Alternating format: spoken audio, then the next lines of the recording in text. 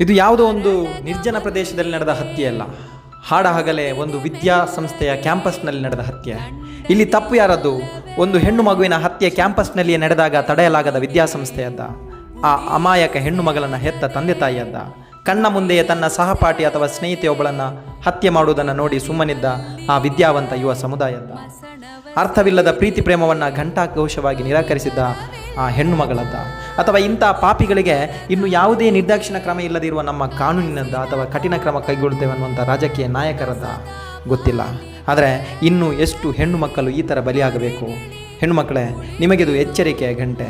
ಹುಚ್ಚು ಪ್ರೇಮದ ಗೆಳೆತನ ಕಳೆದುಕೊಳ್ಳದಂತಿರಲಿ ನಿಮ್ಮ ಅಮೂಲ್ಯ ಜೀವವನ್ನು. ಕ್ಷಮಿಸಿಬಿಡು ಸಹೋದರಿ ನೇಹ.